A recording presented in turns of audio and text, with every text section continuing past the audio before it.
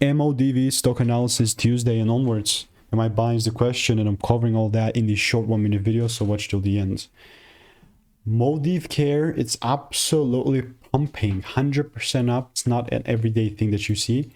My previous idea with the bearish side, I mean, that's going to be recorded at -1R because stop loss got hit. And then we just completely did the other thing. I mean, beforehand, yes, I was correct on the sell side, but this is the exceptions. Those pumps are the exceptions.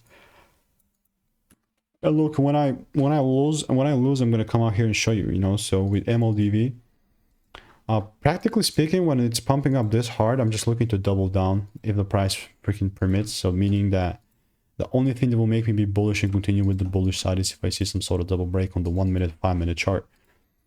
So I would like to squeeze the last juice it has, right? But randomly getting involved in buying, it's not going to be happening. So if you do want to learn how I'm making 5 to 10K per month trading, then just, yeah, click the first link in the description, get my free emails, and I will continue to keep you updated.